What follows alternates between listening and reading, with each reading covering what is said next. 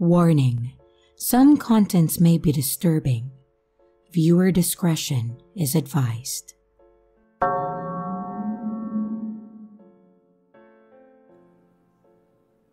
A few years back, when I was around 18, I entered a very rebellious phase in my life. I have always been a prodigy child. I always did what I was told. I never stayed out late. I didn't smoke, didn't drink, scored the highest in all my classes, and all my family, my friends, and my friends' families thought that I was the perfect kid. But then something changed. I was on a lot of medication due to my health, and I started going through bouts of depression. I started acting up like never before, and I stopped going to school. I would just stay in bed all day. I didn't talk to anyone. And then, I slowly started talking to strangers online. Initially, it was just talking to them online. I would talk to a few people till I found someone interesting. I would then dedicate all my time talking to them till they no longer held my interest. And then, I would move on to the next person. This went on for about a year. Then I eventually started meeting these people in person, and most of these meetings were sexual, and I was very reckless. I slept around with more people than I would like to admit, and regardless of my lack of concern for my own safety, I somehow never met anyone that had any evil intentions. We would meet a couple of times, do the dirty, and that was that. Until I met this one guy though. I was talking to a couple of guys at that time. I wasn't in any sort of relationship, but I was just being a hoe, you know. This guy starts talking to me and asks me about my hobbies, my interest, what I do, and I told him that I don't smoke or drink, and he was shocked. I told him that it wasn't that I've never done it. I tried, but it just felt like it wasn't my thing. We talked for a couple of more weeks, and I ended up talking about how I've been going through depression. And at first, he just listened. Eventually, he started telling me that I should try smoking. It would help me relieve my anxiety and my stress, and I always turned it down, but he was relentless. And after a month or so of talking online, we finally decided to meet. We had never had any sort of sexual conversation or anything like that. We were just going to meet as friends. I was supposed to meet another guy, an acquaintance, for something that I needed. So I suggested to the online chat guy that we meet briefly for lunch, and then he can then drop me off to the other guy's place. He agreed, and then we decided on where and when to go. The day we were supposed to meet, we met at the local cafe. We had brunch, and then I got in his car for him to drop me off at the place that I had to go. It was a good 45-minute drive, so I decided to put on some songs, and I just decided to relax. 5 minutes into the drive, he offered me a cigarette. I declined. He insisted and kept insisting until I gave up and then agreed. I then opened the box, and there was only one cigarette in there. I told him that it was his last one and asked if he was sure that he wanted me to smoke it, since he would have enjoyed it more than me. He said yes, so I took the cigarette out.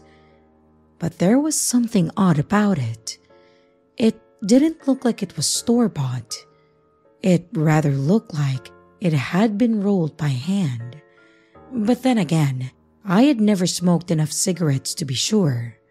So I lit it up, and then I smoked it. I couldn't even smoke half of it. It made me extremely nauseous, so I gave up halfway through, and then I offered it to him. But instead of smoking it, he then put it out and threw it away. I thought it was weird, but I assumed that he probably didn't want to smoke while driving. 30 minutes into the ride, I started feeling very sick. My whole body was shaking, and I was extremely nauseous. I could barely keep my eyes open. I kept telling him that I wasn't feeling good and that maybe we should go to the nearest ER instead of where I was going. But he kept telling me to just relax and lay back. Everything about that ride felt off. I told him to stop the car and drop me off wherever we were, but he refused, and all I could think of was pulling out my phone and then calling for the police. When he noticed what I was doing, he immediately stopped the car, and then I got off. I couldn't stand, so I sat on the roadside and I called the guy that I was supposed to visit. He then drove to where I was and picked me up, took me to his place, where I threw up all over his living room multiple times. For the next hour and a half, I just laid on the couch. My whole body was shaking and I was constantly throwing up. The guy brought me water, gave me some electrolytes, and kept insisting on going to the hospital, but I refused. I had no idea what I had smoked, but I was sure that it wasn't just plain old cigarettes. I was scared if it had been some illegal drug, and if the hospital caught on, then I would get into trouble.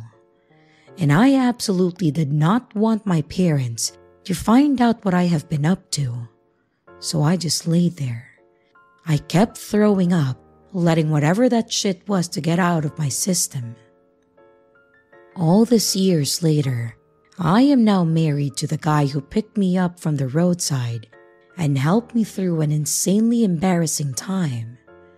Oh, and to the guy that laced my cigarette, let's not meet.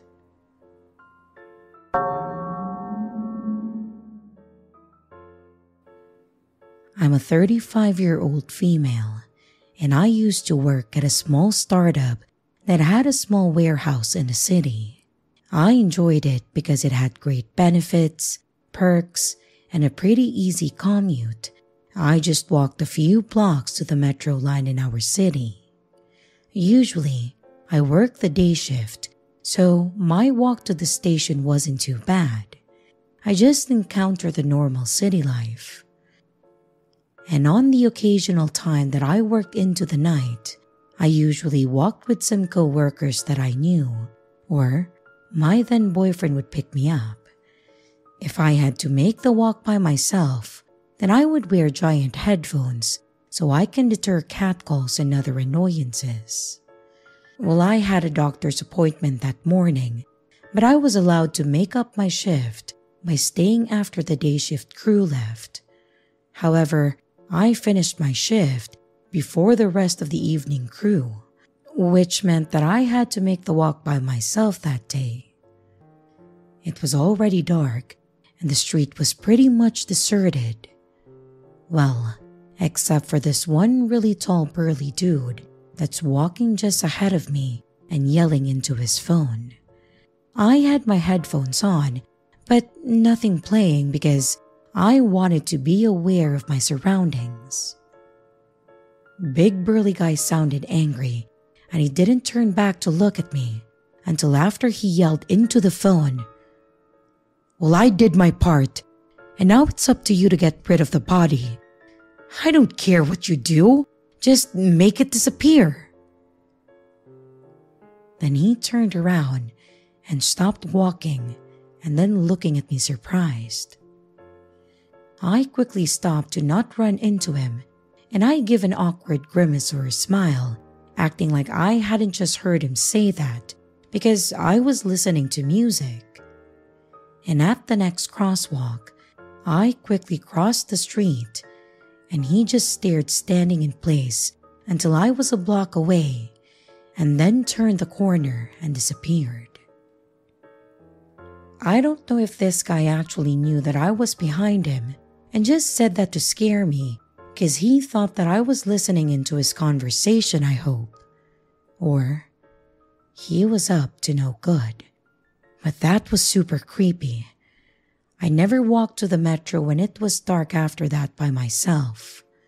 Either I had a ride or a buddy to walk with.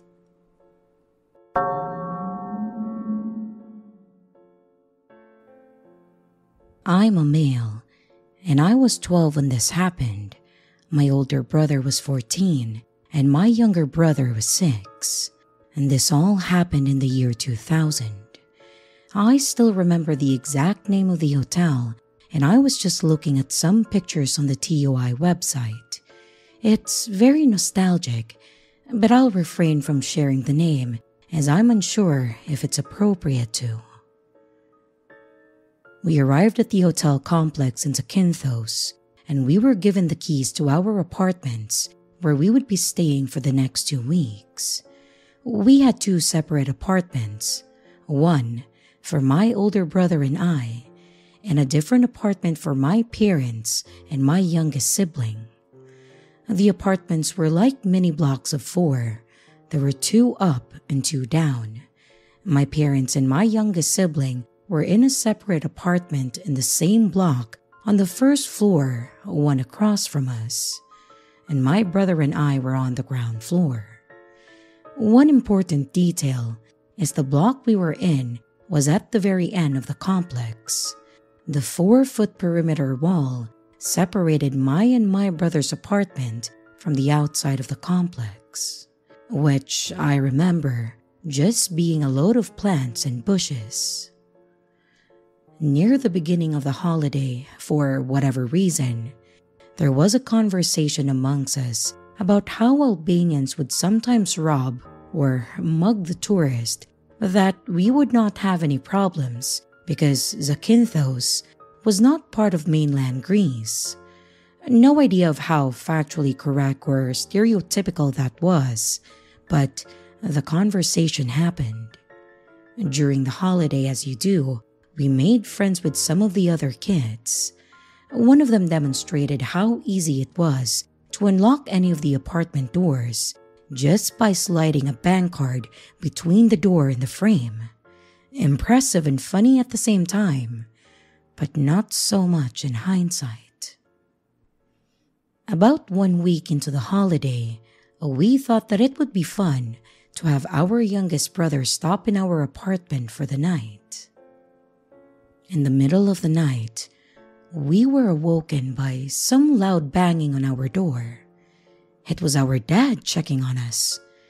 2 Albanian thieves had made their way over the perimeter wall and had attempted to break into the apartments. They'd successfully broken into one where a couple was sleeping, and they began looting the place. The lady woke up, and after realizing that the man prowling around the apartment was not her partner, she let out a scream which caused them to flee. One of them successfully jumped off the balcony on the first floor and made their way off, while the other had face planted upon impact and was lying in a pool of his own blood. Police had arrived and were apparently giving the guy a good kicking. It was all very dramatic, but after checking the apartment over and ensuring all the doors were locked, our dad returned to his apartment and we just went back to sleep. The particularly creepy part is that the next morning, we stepped outside to shoot at the hornets with the arsenal of BB guns that we had purchased, but we noticed 2 very obvious handprints on the sliding doors to our apartment. It was shaped out by that sort of red-brown soil or sand. They'd clearly tried breaking into our apartment, and they'd have been stupid not to, given that we were the very first apartment on the side of the perimeter wall. Who knows if robbing a few disposable cameras would have sufficed for them if they managed to get into the apartment with just a 6, 12, and 14-year-old bunch of kids. One bonus little creepy encounter a bit later on during the holiday is that I had returned to our apartment after swimming, and I had gone to use the bathroom. Upon exiting, there was a completely random middle-aged guy that just stood there in the kitchen who said, "Morning." I said the same back, and I just ran off back towards the pool at the other end of the complex. Turns out, it was the owner of the complex who decided to just let himself into our apartment to do some maintenance or something. I mean, who the hell does that? I never really found out what happened to the burglars after that. But safe to say though, that face planting from a first floor balcony jump probably smashed a few teeth.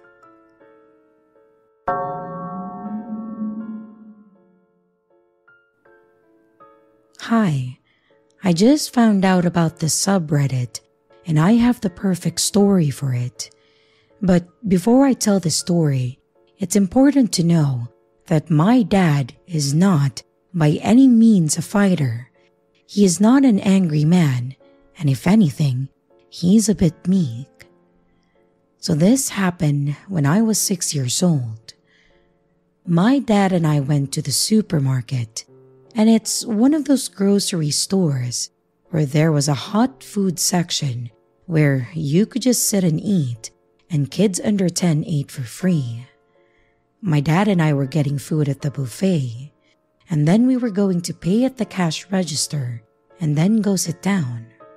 Now, this whole section of the supermarket was very small. That is, the tables for eating were very, very close to where you selected your meal. And because my meal was free, I remember asking my dad if I could just go and sit down. He said yes, and that he would be right over. Again, he was probably going to be at most 20 feet away from me. When I sat down, I remember a grown man, I think about my dad's age at that time, coming to sit directly across from me at the table. The table only sat 2 people, he said. "Do you mind if I eat with you?"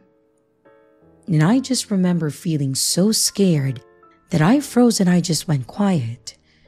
I didn't answer, even though my 6-year-old impulse was to be polite. It was like my mouth wouldn't open.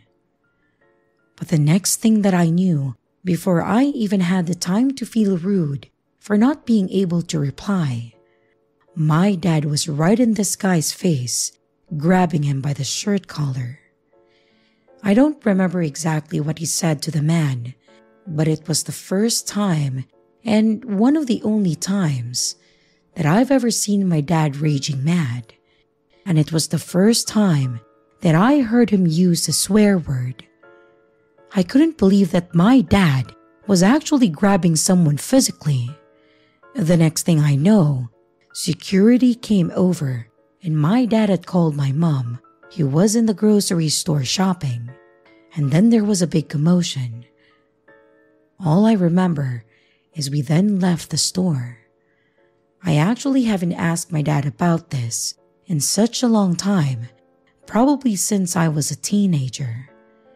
And I sort of want to now, and just ask what ended up happening.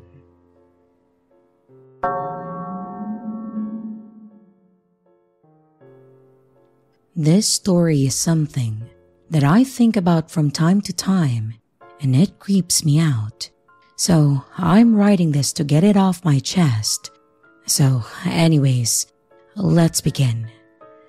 2 almost 3 years ago, I was 17 years old, and at this point, I was accustomed to being in horrible situations, as all I had was my mother, and she could not hold down a job for long because she had her own issues to tackle. And so, as I grew up, we stayed in and out of roommates' houses.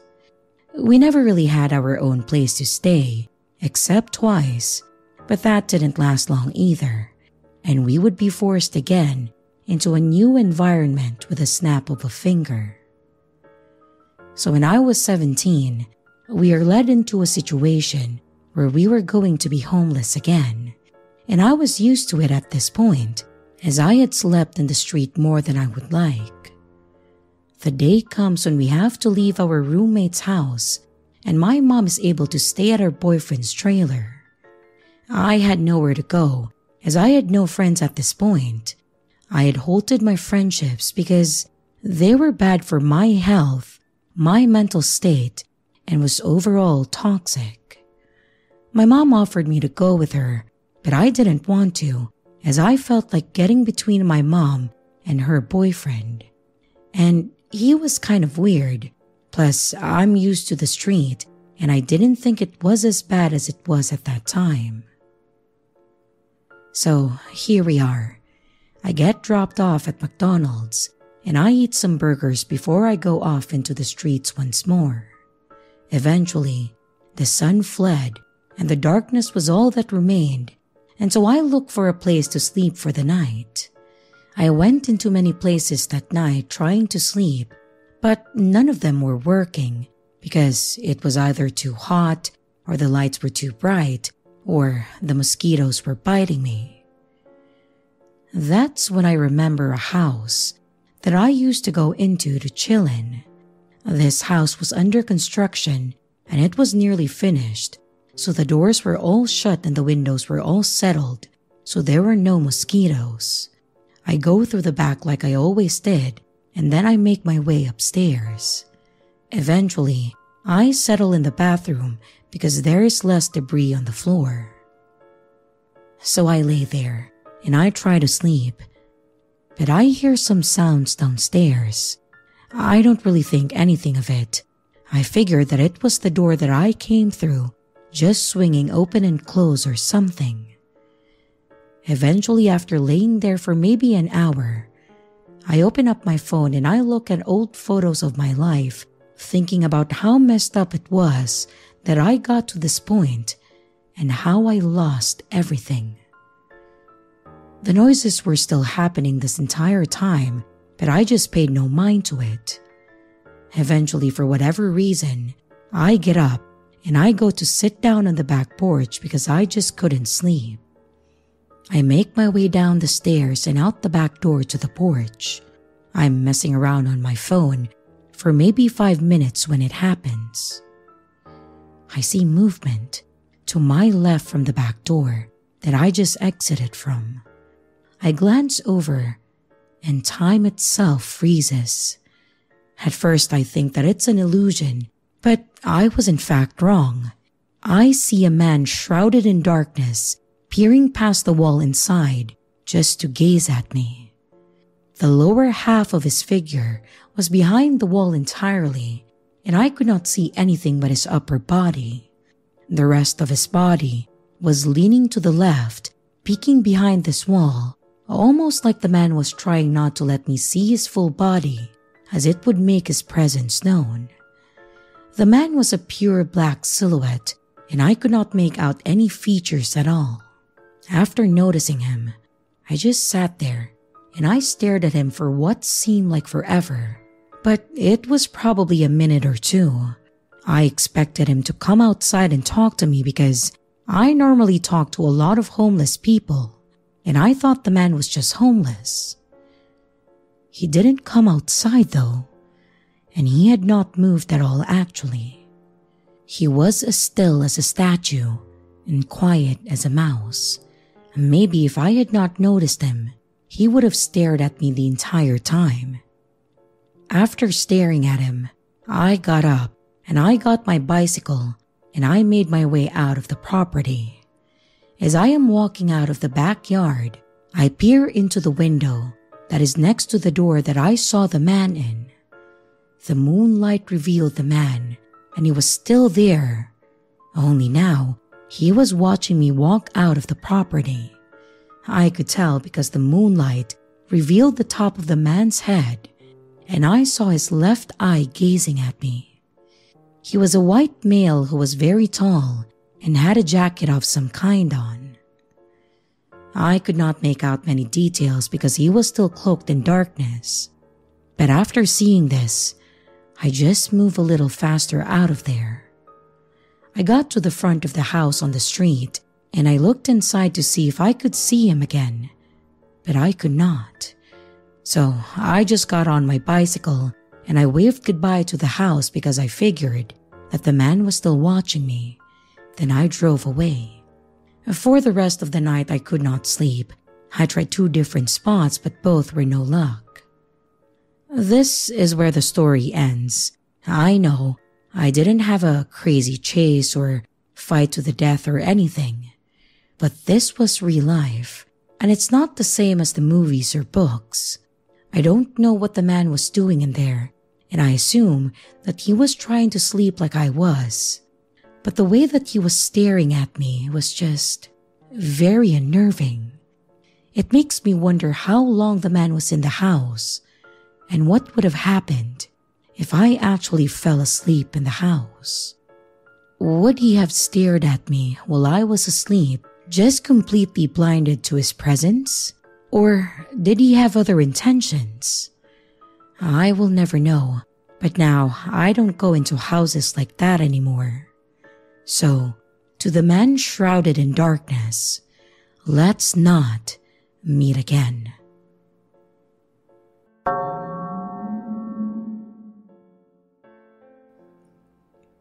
This story happened a decade ago, but honestly, it feels like it was forever ago. I remember pretty much the entire thing, but some of the details are hazy, as this was 11 years ago. It was quite traumatizing, so my apologies if I miss anything. Let me give you a bit of a backstory before we get into the actual situation. That way, you can understand how this all happened. So, to start, growing up, we never had a whole lot of money.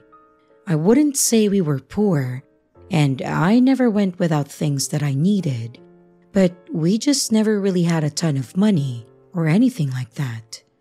We never had nice cars, I never got fancy clothing, and we never went on vacations or anything. That's not to say that my parents didn't try. They absolutely did. But it's just a good way to look at how it was for me growing up. And in addition to this, I never really had many friends when I was young. The neighborhood we lived in didn't have any other children until I was about 10, and my cousin on my mother's side moved in at the other corner. Well, when she moved in, we were inseparable. I was always at my aunt's house, or she was always at our house. So, like I mentioned before, our family never really left town or went anywhere fancy or anything like that. So in 2010, when my grandmother on my mother's side decided to put together a family reunion, and she told my mom that she would pay for the hotel for my parents to come out, and that she wanted them to bring me and my cousin because my aunt wasn't going to be able to make it. I was ecstatic. I was about to go to Colorado Springs with my best friend, and it was going to be the best summer ever. Even if it was just a medium-priced hotel with almost no amenities for like 3 days. Like I said, I didn't know about the Lux life, so this was an extravagance to me. So, we got to the hotel, and I was in love with it. My cousin and I had an adjoining room with my parents, so we were pretty much allowed all the privacy we wanted. But the one thing that I really wanted to do was go swimming in the hotel pool. On the first night there, I begged my mom to let us go swimming. And she was a bit hesitant at first, but after a while, she told us that we could go swimming after a little while, and that either she or my dad had to accompany us. And that was fine by me because I just wanted to get into the pool. So, we went back to the room, we put on something on TV, and then we waited. And after about an hour or so, my dad came over to the room. He said that we were allowed to go swimming and that the plans had changed a little bit. He told us that he would walk us down to the pool, stay for a few moments, and then if it seemed safe enough, he would be heading back to the room so he and my mom could spend some time together. Again, I was totally fine with this. This meant that we got the privacy and then we got to enjoy the pool. His only stipulation was that we had to be back in the room in 2 hours, or if anyone from the hotel told us to leave, we had to do so without question. We both absolutely agreed to this, and we got our swimsuits on, and then the 3 of us headed down to the pool. When we got there, it was completely empty. There were absolutely no other guests there or whatsoever. We got in, and we're just doing what we did. And after about 5 minutes, my dad said that he was going to head back up. He looked up, then back down, and then told us that as soon as the clock hit 8, we were to get out of the pool and then go straight back up to the rooms. He then laid down all the basic dad rules, like don't talk to anyone that you don't know, or follow the rules of the pool, or don't leave the pool room. And again, if anyone tells us to leave or ask where our parents were, we were to get out and tell them that we were just about to leave and do so without hesitation. After he left, the 2 of us went back to swimming and we were having one hell of a time. It went like this for about an hour. No one else walked into the room the whole time, and it was such a blast.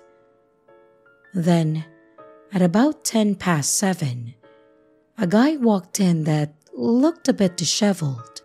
By that, I mean that his hair was dirty, his face was a bit scarred and sunken, and I'm normally not one to judge.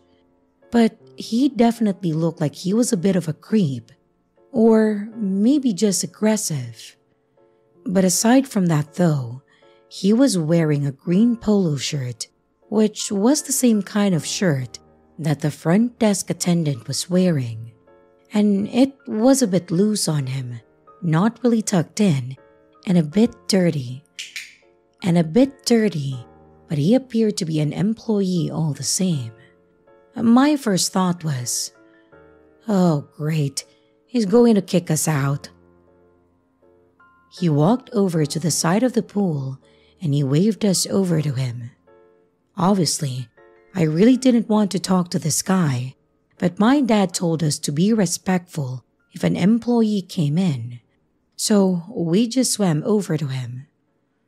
But as soon as we got close to him, he smiled and then asked us if we were enjoying ourselves. We said we were. I told him that this was the first time that I'd gone swimming in a few years, and I was just trying to be polite and make small talk in hopes that he would turn a blind eye to us swimming without our parents there. He then asked us if it was just us in the pool. We nodded, and we told him that it had been empty the entire time. He smiled and nodded along with us for a moment, and then he started asking us where we were from. And like an idiot, I told him that we were from Missouri and that we were here for a family get-together. I don't know why I told him this, and I know it was stupid, but I think I was just hoping that he would go away if I satisfied his queries. He then tells us that he's new to the area, that he hadn't met many people yet.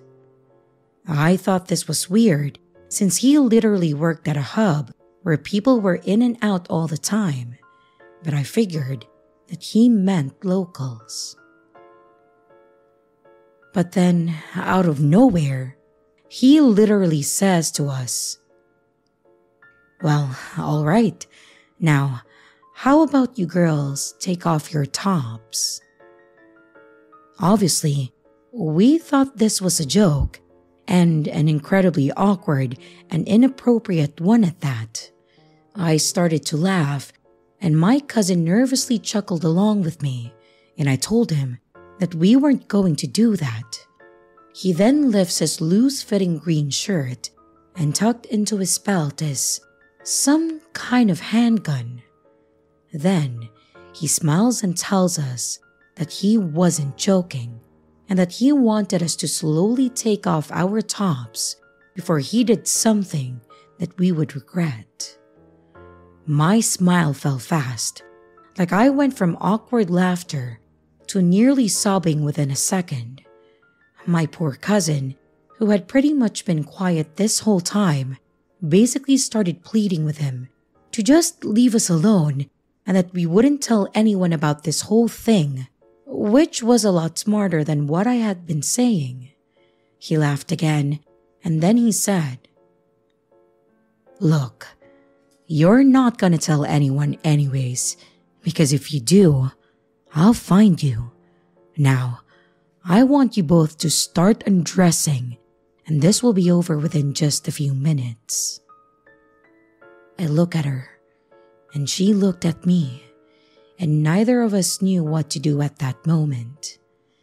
In my infinite wisdom, I thought, maybe if I stood up and did what he wanted, he would just go, and this could be all over with.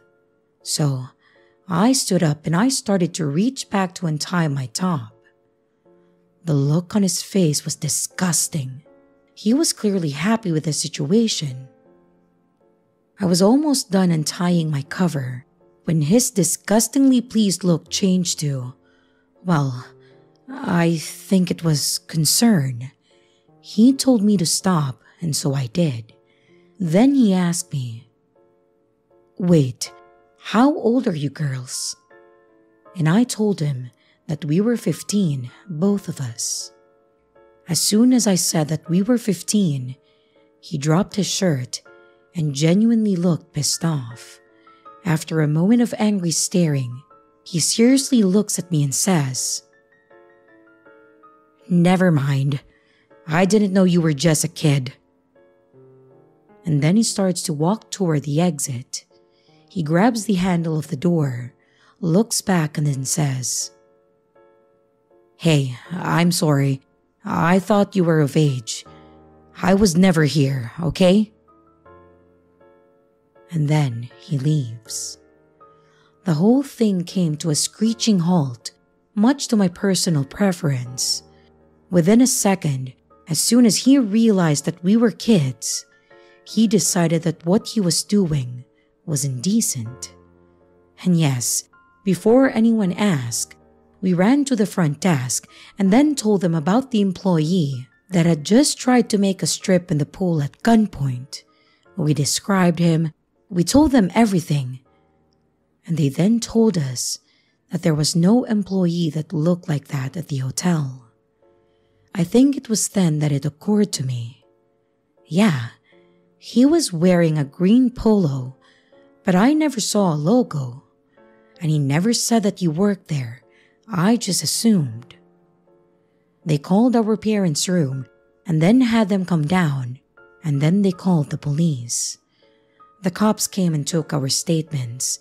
Then they looked at the cameras and had us verify the person in the footage. My mom didn't let us out of her sight for pretty much the rest of the vacation, and we didn't get to swim again.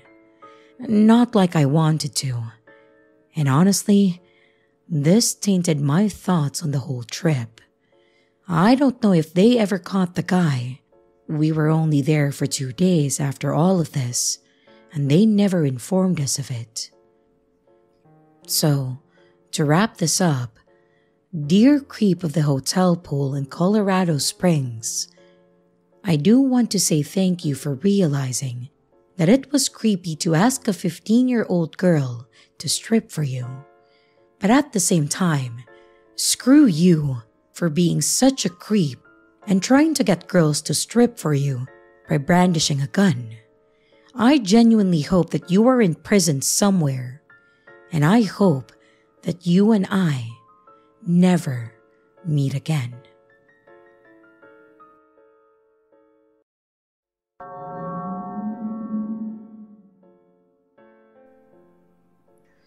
So this happened a year ago when my husband and I went to the cinema to watch a movie. Let's call him C for anonymity. And I don't really remember what the movie was, but the theater was half full. C and I loves to sit at the very top middle of the cinema to directly face the monitor and not be bothered by other people. So most of the time, it's just us in the entire row. When we got to our seat, there is another guy sitting at least 4 seats apart from us to our left, and then another couple by the aisle on the right. It's just the 5 of us in that entire row. The guy was wearing a hoodie, and it's up on his head, so you can't really see his face. He also has a big black backpack with him that he puts on the floor. That was already a red flag to me, because it's a big theater and they don't allow bringing big bags. But at that time, I noticed that in the entrance, there wasn't anyone to check bags. But I just tried ignoring the uncomfortable feeling that I had. The couple to our right moved to another aisle seat below us, so it left C and I with a guy in the entire top row. This is the description of our sitting arrangement, just so you have an idea. I'm sitting on the left side and C is sitting on my right. The guy is sitting to my left, 4 seats apart. We are on the very top of the cinema, but there is a space at the back where you can stand. Everything was fine until the guy started picking up his backpack and scrunching inside it like he's looking for something or going to get something out. And then he would stare at us. He would stare at us for at least a good 2 to 3 minutes, then start scrunching inside his bag again, and then stop and then watch the movie. Even though I'm not looking directly at him, I can see him in my peripheral vision. He would continue to stare at us through the entire movie. And C has noticed it too. The guy just wouldn't sit still. He would start turning towards us to let us know that he is looking at us. Then at that time, he would get up and just stand there on the aisle and then stare at us. We both are not confrontational, so we tried our best to ignore him. Also because we didn't want to bother anyone, and it's only the 3 of us in that row. So if he did something to us, we might not be able to ask for help. I asked C if we can move to another seat because I was feeling very uncomfortable. Maybe another row. But he didn't want to because, 1, we love sitting in the middle seat, and all the middle seats, including the one below us, are already taken. We both didn't want to sit on the side of the theater, and we don't like being too close to the monitor. And number 2, because he didn't want to get the guy's attention and make him think that we were scared of him. So, we both tried our best to ignore him. And also because we both are not judgmental person, we wanted to give the benefit of the doubt that he was just weird and just wants some attention. But he keeps on staring at us and keeps on scrunching in his backpack again, like he's purposely doing it to let us know that he has something inside his backpack. Well, my imagination starts to get wild, and I started thinking that he might have a gun inside his bag and then start shooting. But then, the most uncomfortable thing happened. The movie was close to the ending, like 20 to 25 minutes to the ending, when he suddenly got up again, took his backpack, but this time, he went to the back of our row. Although we could not see him, we knew that he was standing close to us. C and I felt very uncomfortable, and we were so sure that he would start doing something bad. He just stood there until the movie ends, and we both can hear him moving, not knowing what he was doing. C and I both tried to calm down and hope that nothing will happen. Finally, the movie ended, and we immediately got up and left. We didn't bother to see what he looks like. We just wanted to leave, and we were so grateful that nothing bad happened. The entire situation was odd, and it really creeped both of us out. I have no idea what his deal was, and why he would stare at us, and why he stood up at our back. But the next time that this happens again, Screw it. We're moving to another row.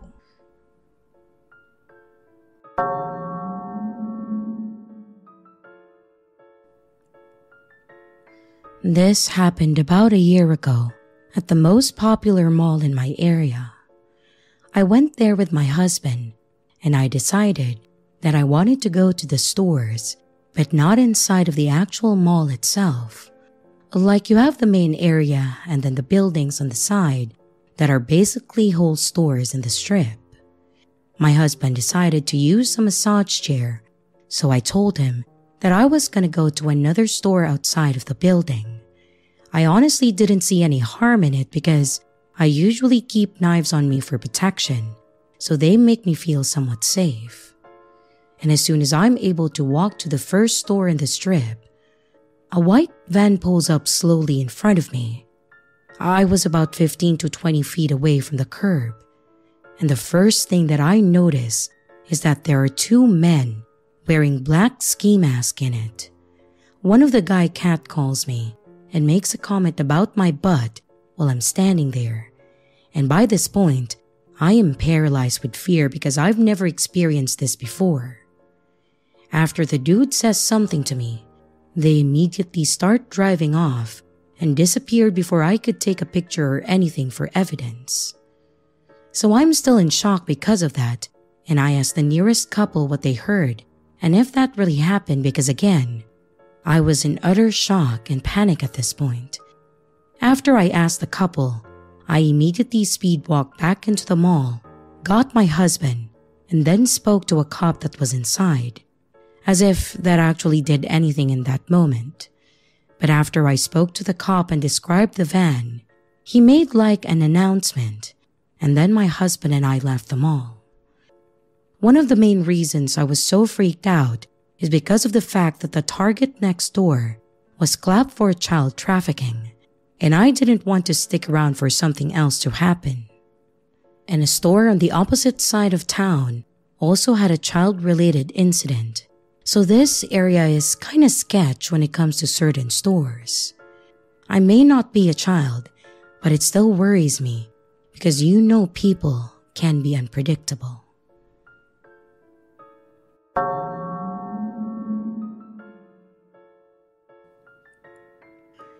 I used to work for a local donut shop that was staffed by, for the most part, 3 people.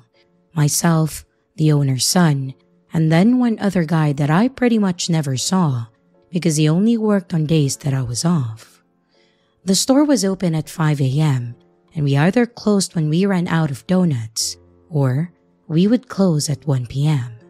Whichever came first.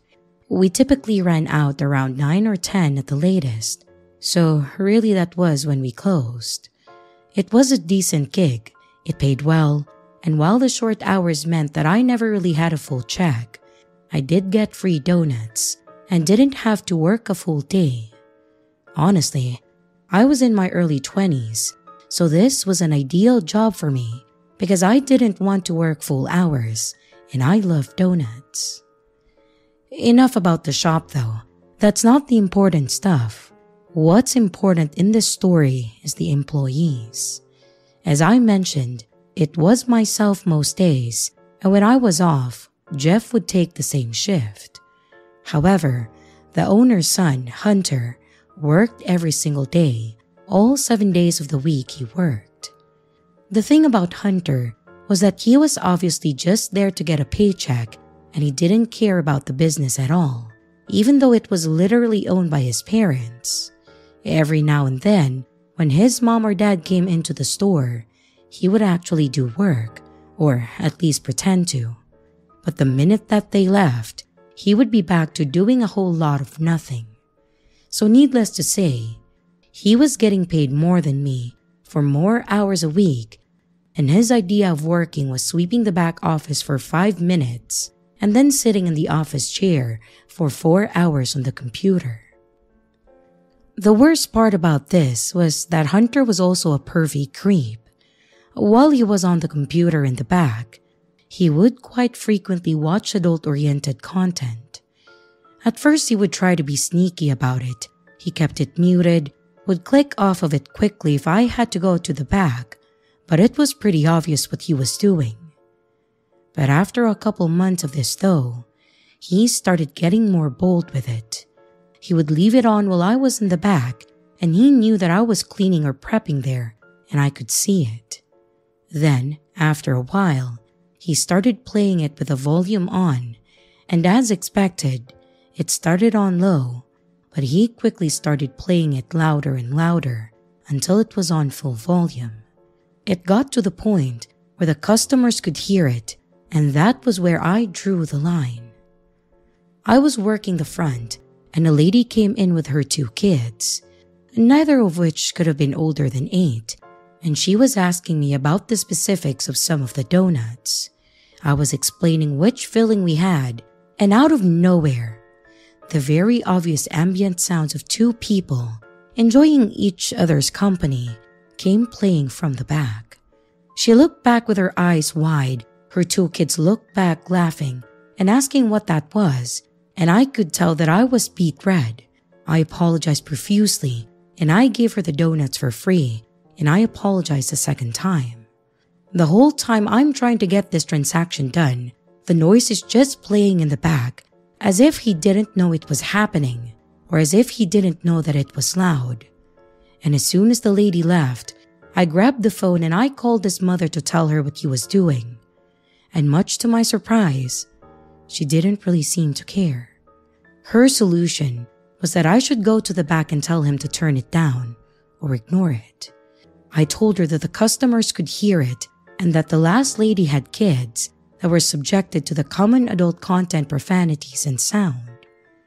She laughed. She actually laughed when I said this and said that she would have a talk with him, but until then, I needed to do my job and ignore it. I was honestly shocked. The owners had always been decent people and had never been hit with the level of apathy from them, but it was also the first time that I had to report an issue with her son. After I hung up, I decided that I would do what she said to go tell him to turn it down, and I walked to the back and knocked on the door at first, just in case. But when he didn't respond, I took a deep breath and braced for whatever that I was going to see on the other side of that door. If I told you that I wish I hadn't done that, it would be an understatement of the century. I won't go into full detail because it's honestly just disgusting, but I have to explain a good amount of what was going on to highlight how messed up it was. I will say it was creepy and disgusting, but I also know that some people will find humor in the whole thing, and that's okay, because I did laugh after the fact. When I opened the door, the first thing I saw was Hunter sitting in the chair and dressed as the day he was born, and I had expected that he would possibly have his pants down, but I didn't expect him to be completely naked. After I noticed that he was naked, I noticed something else, and again, I won't put it into fully detailed words, but I will say that he was enjoying a donut. If you can put 2 and 2 together, he attempted to turn and cover himself and yelled at me to get out, but it honestly was like a train wreck. I think that's the best way to explain him though. Hunter was a train wreck. I think you'd have to be to sink so low as to pleasure a donut at work with customers and a coworker in the other room. I immediately shut the door. I took off my apron, tossed it on the counter, and then left. I was not dealing with him or with that situation anymore. I got to my car, I grabbed my phone and I called his mom again. She asked me what I needed, and I told her that her son was in the back office, naked, and then explained to her in very great detail what he was doing to the donut. I could tell by the fact that she didn't know what to say and that she no longer thought it was funny. I wrapped the call up by telling her that I quit and that it was officially her problem and not mine. After I hung up, as when I literally burst out laughing. It was gross. It was really, really messed up. But also, how low do you have to sink to do that to a donut? Anyways, That's my story about when I worked at the donut shop. I will say that I never went back, and I asked them to mail me my last check because I did not want to look at Hunter and have that image come back to my head. They closed the shop a couple of years later, mostly because they had a lot of bad press when Hunter sexually harassed several customers, which tells me that his mom, having a talk with him, literally did nothing, and that he was just a natural-born creep. I'm pretty sure that he caught a charge at one point, hopefully. Anyways, I hope you found some humor in this truly disgusting tale, and I hope that Hunter and I never, ever meet again.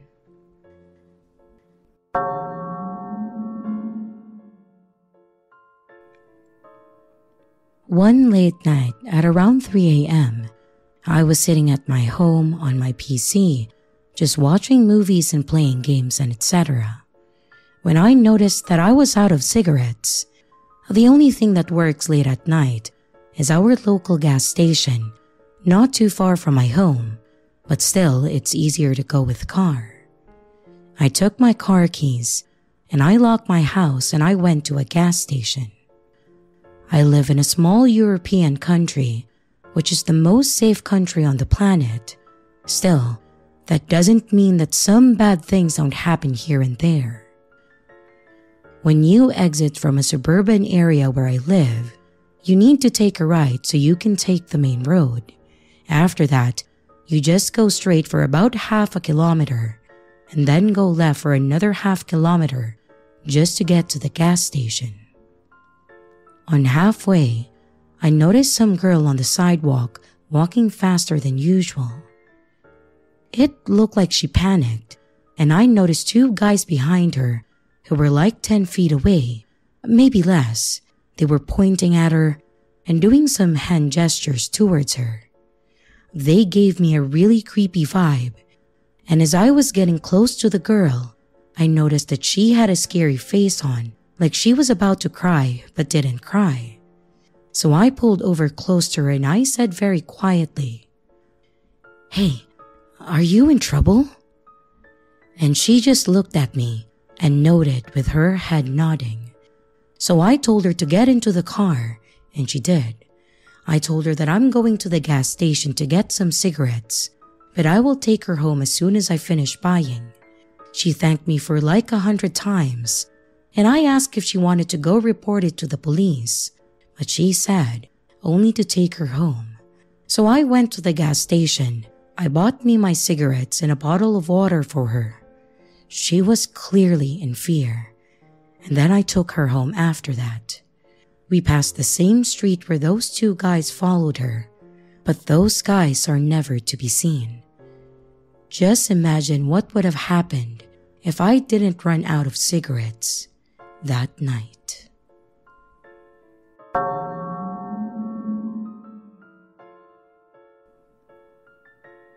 So this happened last winter.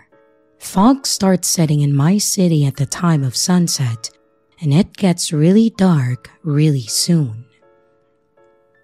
Now, my university has a policy of not interfering in anything that happens outside, even if it's right outside the gate in front of the guards.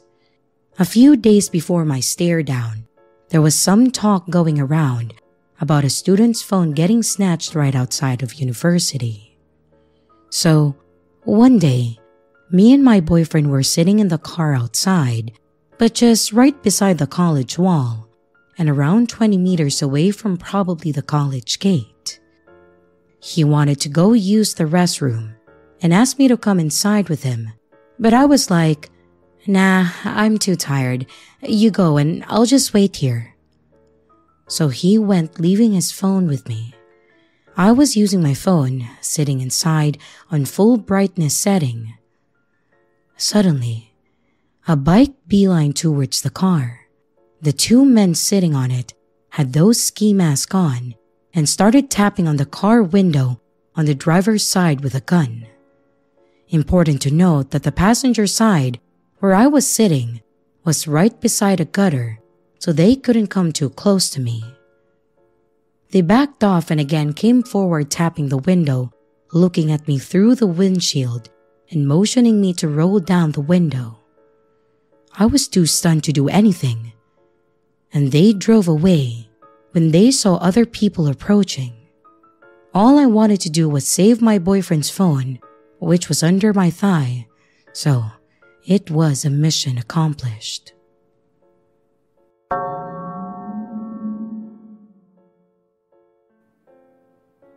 I was on a vacation with my family when I was about 14.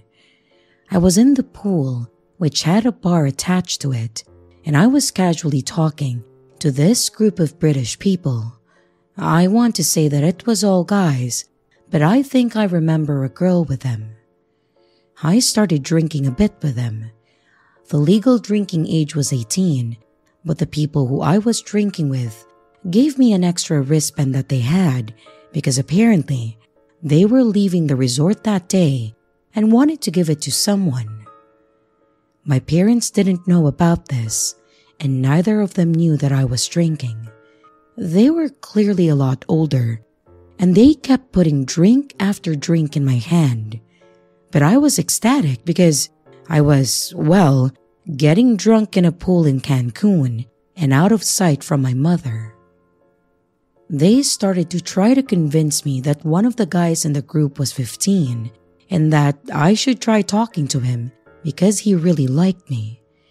Even then, I knew he definitely wasn't 15, but he also wasn't as old as the others who seemed to be in their late 30s.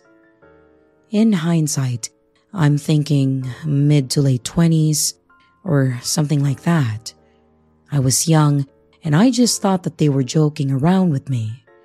They kept telling me he liked me and that I should go hang out with him. I laughed it off the first time, but they kept suggesting it. Keep in mind, this whole time, my dad was in the same pool talking to his friend, and he had his eyes on me for almost the whole time. My parents are very strict. He didn't know what I was drinking was alcohol, and the pool was big enough that you couldn't hear what was being said. At that point, I was totally wasted, and my first time actually getting seriously drunk. I don't even remember leaving the pool with this guy trying to tell me that he was 15, but apparently my dumbass did because I remember thinking that he was cute. The resort is huge, and I don't know how I don't remember walking through the whole thing and not remembering it. I wonder what we spoke about, but the next thing that I remember was walking and approaching a bus stop that was at least a 10-minute walk from the resort. I know that it was 10 minutes because my family and I often went to the bus stop to explore Cancun. He then told me that I had a nice body and asked me if I ever had sex. I just started laughing and he sat on the bus bench and then pulled me onto his lap. At this point, my world is spinning, so I don't even protest, even though I remember thinking that I wanted to be back at the pool. It was then that something beautiful happened. I felt sick, and then I threw up all over him. Remember, I'm on his lap at this point, so it was like right in his face and on his chest, and I just kept throwing up, like the Exorcist level projectile vomiting. He was extremely grossed out. I don't remember what was said, but we ended up walking back to the resort, and I never saw him again. I remember feeling so embarrassed, which is ridiculous in hindsight. I then wobbled back to the pool area, covered in puke, where my mom had called the police, and her and my dad were freaking out. My mom's piercing voice sobered me up a bit because I remembered these parts a lot clearer, even though they're still a bit hazy. They saw how drunk I was and demanded to know what had happened, so I told them. They then got furious, and my mom was adamant on finding that guy or his friends who had all disappeared from the pool. I didn't really see what the big deal was back then and why she wanted to find them. And to this day, I think about what would have happened if I hadn't thrown up like that and I actually left to them. I was 5'2" and 14 years old, and he was at least a foot taller than me, definitely not a minor. I remember when he was close to me with no one around, and even in my extremely drunk state, I started to get a bit nervous. My parents took me back to our hotel room, and I spent hours in the bathtub just throwing up. My mom was furious, like completely livid. I wasn't too surprised at that because she would yell over at me over trivial things all the time. But so was my dad, which surprised me because he was always so easygoing and honestly probably would have been a bit amused at me being drunk and then throwing up, not in a cruel way, but because I was learning a lesson about alcohol that we all eventually do. He actually straight up told me that at some point before this whole vacation. But now I know that his anger wasn't directed towards me. He was cursing about that guy. I was still throwing up in the bathtub, and they had both went into the kitchen area to talk away from me. But I could vaguely hear my dad cursing terribly while speaking to my mom in our native language, and I actually felt scared. I couldn't focus on his voice because I was drifting in and out of consciousness at that point. But I remember getting less scared and more just sad because I felt like I had disappointed him. He never got mad like that towards me. But then again, I realized later that he wasn't angry at me, and he wasn't angry at the drinking.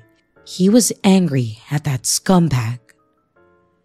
I remember wondering why they were making such a big deal, and it was a few years later that I understood.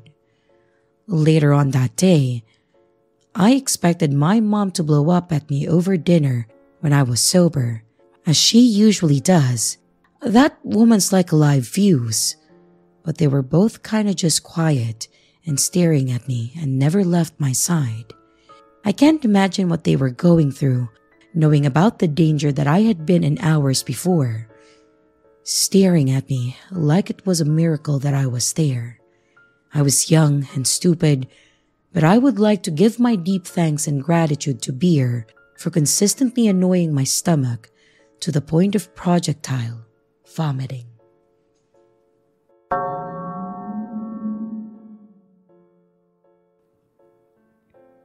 This happened last week, and while she didn't seem malicious, the thing she said was creepy.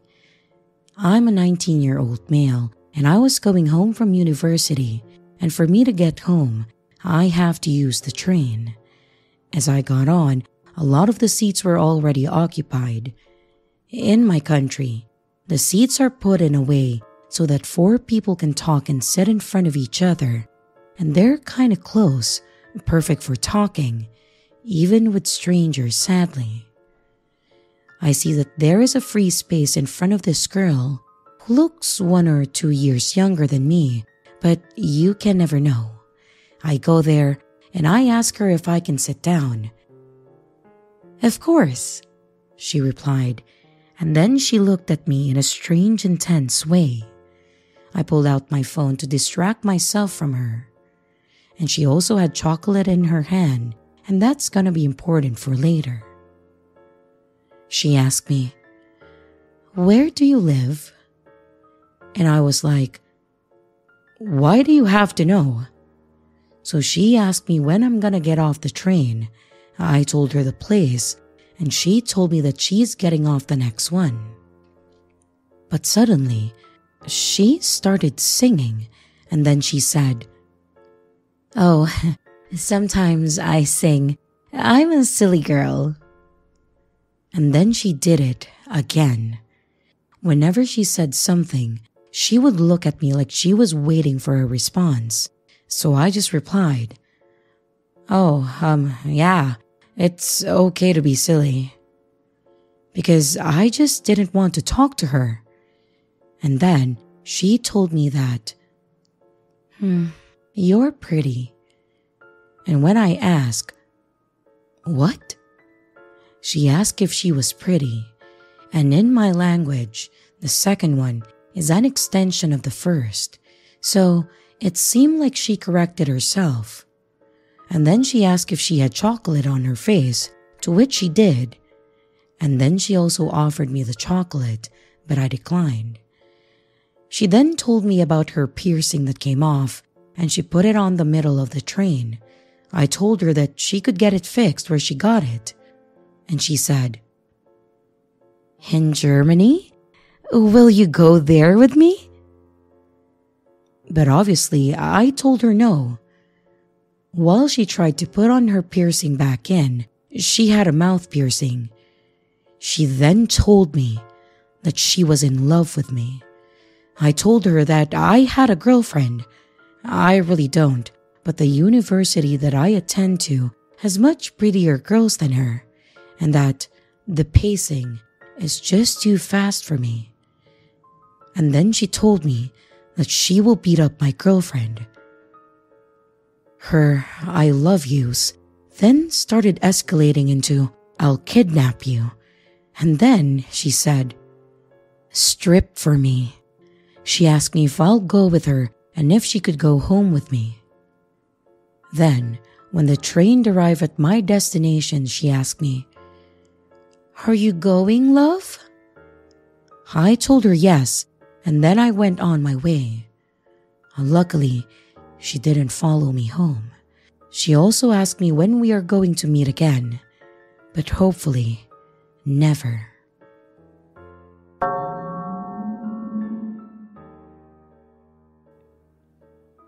Back in 2016, my family decided to have a family reunion and celebration of my great-grandmother's 100th birthday.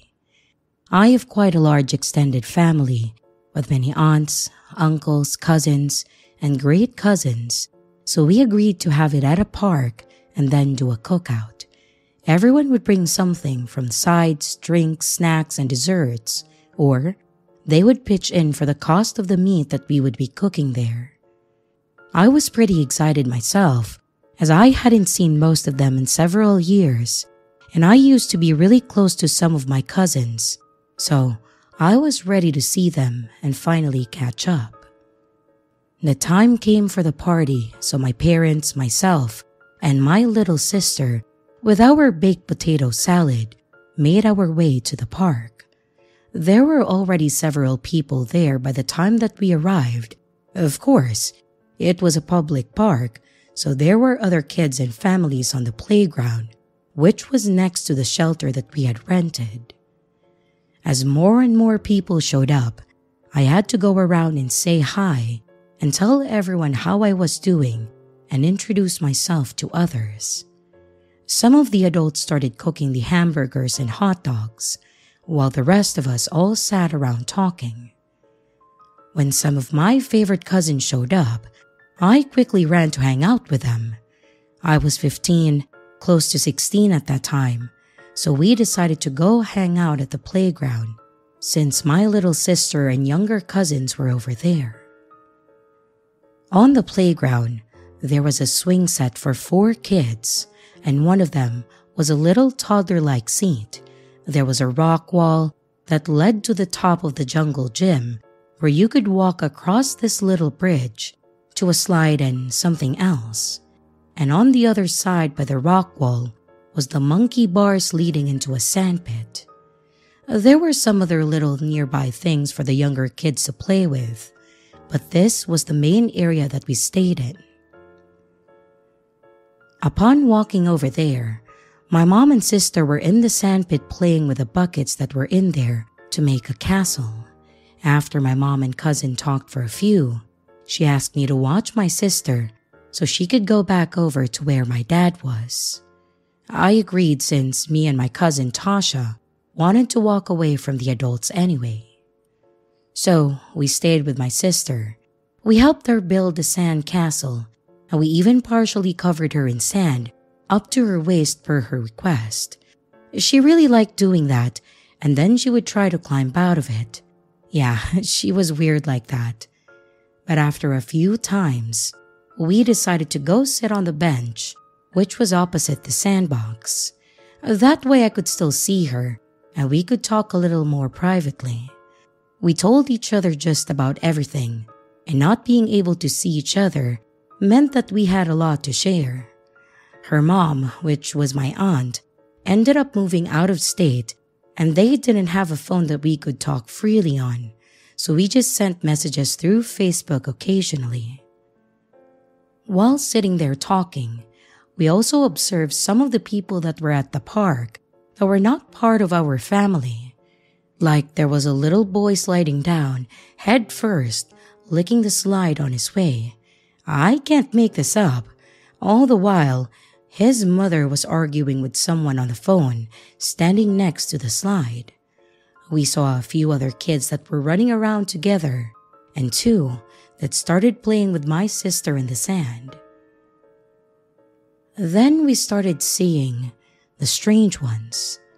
There was an older bald guy that showed up, but he stopped and talked to some of my family, so I just assumed that he was with us and just another person that I didn't know yet.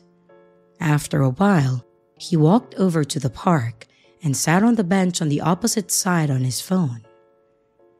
It struck us odd for a moment to have this guy sitting at the park when he didn't appear to have any kids over here. Why would you not be talking with the adults?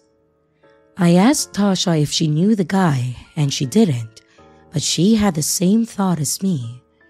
So we just continued what we were doing, all the while people watching, including this guy. But after a few, he noticed us looking at him, and then he smiled and waved. Not knowing how to react, we just did the same. Apparently, that was his cue to walk over to us. He said something to the effect of, "Family reunion, huh?" We just smiled and confirmed. Then he asked, "So, who do you girls belong to?" Again, based on his questions, we thought he was part of the family, so we told him our parents' names. He then claimed to be my father's and her mother's third cousin and explained that he hasn't been around in a while. We let it go and briefly talked about how old we were, what grade we were in, and the normal things that I had already been asked by others. He then said that he was going to walk around a bit and then waved goodbye. I noticed that he walked over to the sandpit and then started talking to the kids over there. He then pulled out his phone and took a picture of the three kids.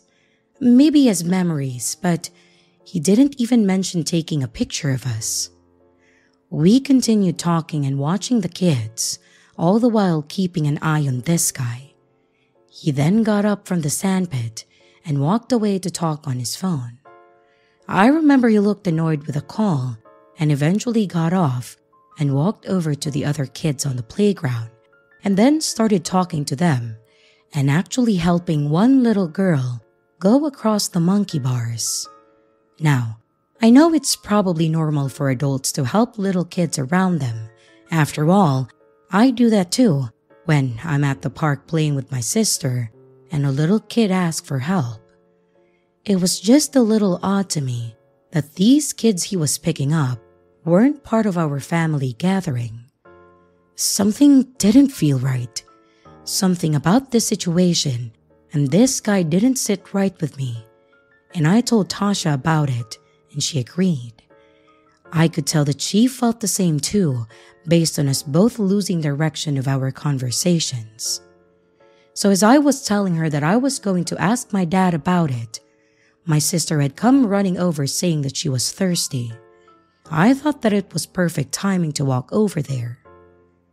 And as we got up from the bench, the guy swiftly walked over to us and said, "I brought some drinks for the party. Could you girls help me bring them over to the shelter?" I forgot to mention, the parking lot is quite long as there's also a walking/bike path, so it expands the whole backside of the two shelters that were there and the playground. There's also an entrance to the park on each side of the parking lot, and while most of the family parked closer to the shelter, some had to park further down as it started filling. But this guy parked as far over to the opposite side as he could.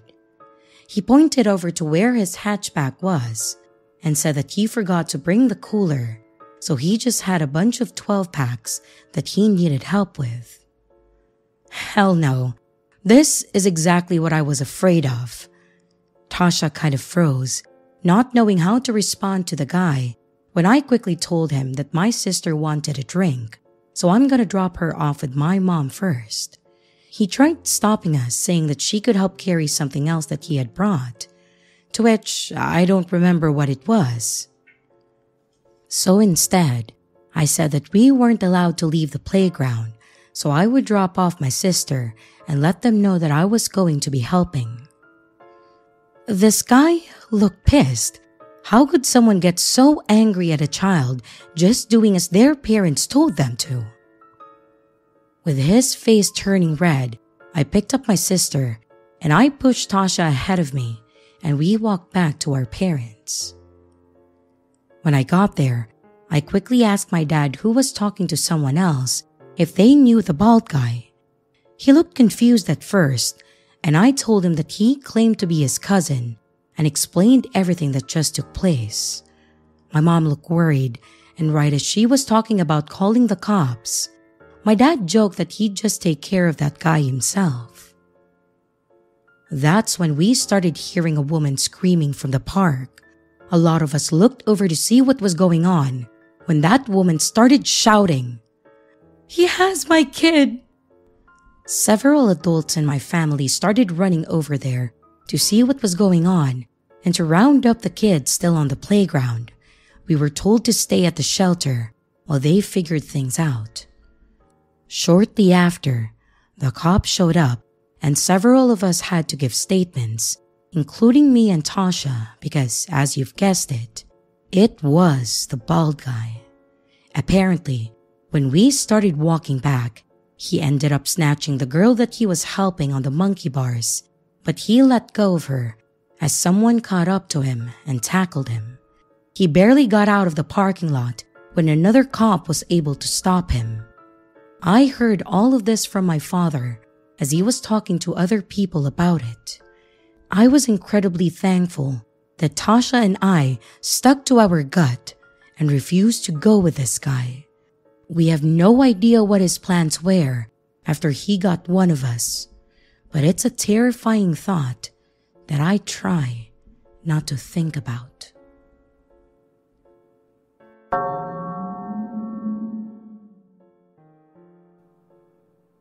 Today, I had my own creepy encounter. A few hours ago, I was outside on my 10-minute break in the town that I live and work in. I do this daily as I need a second away from the office, if you understand. I was on my phone and I was just watching some TikToks when I hear a bike stop in front of me. I look up and it's a man on a bike. He has a winter coat on, but it's like 70 degrees out here.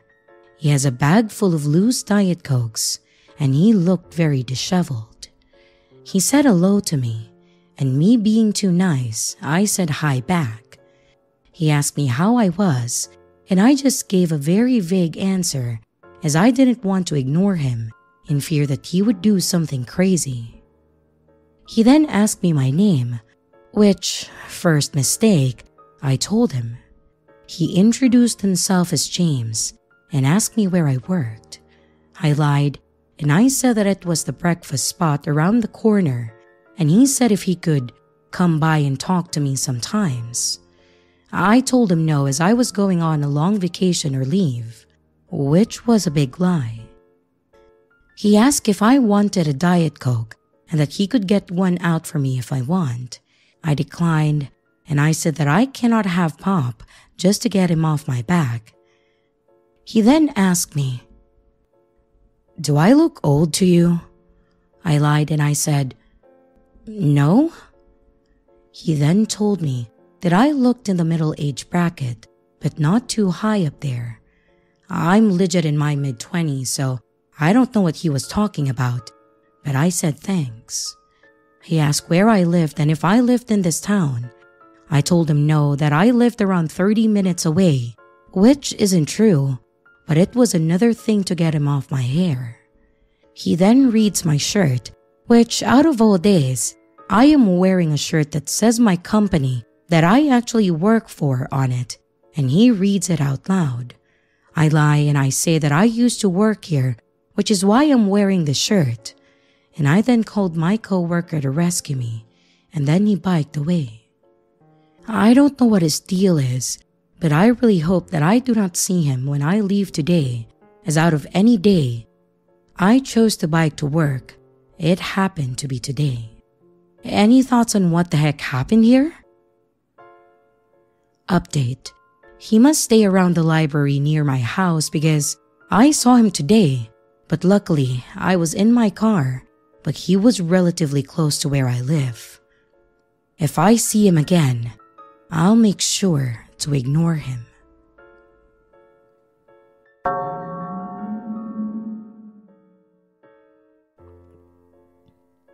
This actually happened to me a few months ago when I went to a small cookout. It was going to be me, my girlfriend Angie, my sister and her husband. We would be at my parents' house and possibly a few of their friends or neighbors. My parents don't live in the best neighborhood, but they make do with what they have. They do have one of the nicer houses on the block though, surrounded by some pretty trusting neighbors that are a bit younger than them, so I at least felt comfortable knowing that they were safe where they were. Angie was kind enough to make potato salad to bring because I fail at cooking almost anything, and I brought soda. Once we got there, I was greeted by my mom in the kitchen, finishing up her cake that she always made. It's like a vanilla bean cake with strawberry and blueberry puree mixed in it. It's one of the best cakes that I have ever had. She also made grilled corn on the cob and baked potatoes, while my dad made the brats hamburgers and chicken, since my sister didn't eat red meats. Just laying out our spread for dinner as it will be relevant for later. Shortly after us, my sister showed up with a little snack foods like crackers, cheese, chips, and dip. We were all sitting around talking when I realized that I hadn't brought out the soda. They had been sitting in the kitchen behind some other items. As I went to grab them, my dad mentioned putting them in a cooler. That way, we could get them cold. As I went to get the cooler and pull some ice out of the deep freeze, I noticed that they didn't have any. My parents loved ice for some reason, and they always had like a huge bag of it, so it was weird to see it empty. When I went up to ask them about it, they said their deep freeze had actually quit working, so they had to move what they could to their freezer and tried to save the rest in their little cooler, which included their ice. They had just got it fixed the day before and apparently forgot to go get more. I offered to go get some more, so my girlfriend and I went for ice. We went to the store that was maybe 3 miles or so away. It was one of the nicer ones in the area, with usually a lot of people around. That also meant there were more sitting outside of the front, asking for money, cigarettes, gas, and etc. Nothing really new to me. However, as we approached the store, there was a woman sitting nearby with a sign that just said, "Stay safe." She was wearing a mask and sunglasses. She had her hair in a messy bun and was dressed like she just came from church. At first glance, you'd think it was someone doing the normal, but she wasn't asking for anything. She was singing. I couldn't tell you the song, but it sounded gospel-like. And as people walked by, she waved at them or nodded. A bit different to say the least, but not the strangest thing that I've ever seen. As we approached the entrance though, I noticed that she stopped singing and pulled her sunglasses up and just stared at us. From the moment that we got to the sidewalk and walked in, she stared, like she recognized us, but maybe couldn't remember who we were. And once it finally registered that she was staring at me, I just smiled and tried my best to not make eye contact. But you know that feeling when there's someone on the back of your head? I know she was watching me still. I made a hard dash around the corner once in the store and then turned to Angie to ask if she had witnessed that. Too, and she laughed. She obviously saw it too, but just joked that she was probably trying to intimidate me, maybe because she had never seen me before. I remember half-ass agreeing with her because why else was she doing that and why me? And from there, we just grabbed the ice, paid, and then headed back out. The entrance and the exit doors are one, so this means that I had to walk past the crazy lady again. So out we go, and not really thinking that I need to be on guard though, just that I would be stared at. But then, my arm is suddenly grabbed by none other than this lady. I look over real quick to her, and once again, see her lift her glasses and pull down her mask, and all she says is, "Don't eat the peppers." She has the most serious and concerned look on her face, and I stayed like that for a few seconds. Believe me, it felt a hell of a lot longer, but then she let go of my arm, slowly pulled her mask back up, and started singing again. I walked a little faster to my car while I kept looking back at her. And once again, in the car, I asked if Angie saw that. She again agreed that it was weird, but chalked it up to her just being crazy. I thought I was overreacting, but for some reason, the way she looked at me just freaked me out, like she saw something in me, and it was weird. Back at my parents' house, we filled up the cooler and Angie teased about the lady at the store. To my surprise though, my parents were not surprised by this. She said she's always up there, and if she's not singing, she'd stop random people at the doors and say something weird to them, but said that they have never been stopped before. They also agreed though to not worry about it, as it was probably more the norm of what they see. And from then, we had a great night. A few of the neighbors came over and then left after drinking too much, and all of the food was great and the soda was cold. After people started leaving, me and Angie were the last ones there, as we typically are. And as we were talking, we got on the subject of produce since my girlfriend was attempting a small vegetable garden on our apartment balcony. My mom remembers that she had bought some banana peppers from a local farmer's market, and she thought that they would be sweeter, but they were too spicy. They both hate spicy food, so they offered to give them to us, saying that we could also use the seeds to plant. We didn't hesitate. I don't have a problem with spicy foods, but I also don't specifically seek them out either. We then gathered our take-home stuff and headed out. Once we were home and putting stuff away, Angie wanted to try the peppers, so she pulled one out and took a bite of it. She said it was actually sweeter than usual and offered it to me, so I took a bite as well. It tasted as expected, again, not being huge on spice, so I just agreed with her. It was only about 9 when we left, and we were both off the next day, so we stayed up to watch a movie. But not too far into the movie, I started getting a really bad dry mouth and found myself constantly clearing my throat. I felt bad because I got up several times to get more water and had this coughing fit, but she seemed more concerned about me as it just started happening out of nowhere. That's when it started getting harder to breathe. You can guess where this was going. I was having an allergic reaction, and the only thing that I ate recently were those damn peppers. Angie got me to the hospital quickly, and they gave me a really strong allergy med basically, and waited to make sure that the swelling in my face went down. It didn't dawn on us until after I got back home that the lady specifically told me not to eat the peppers. How would she have known any of that? My parents weren't with me. My mom didn't buy them from there, and they weren't even part of dinner. I've also never had any issue with peppers before. I know it's stupid, but I've even tested this since by trying a few other peppers, like jalapenos, and I've got no reaction. I'm afraid to try banana peppers again to see if it's now a permanent thing, or if it's just that one-off time. Another thing is, I am confused about this. I don't know if I'm scared of that woman or impressed.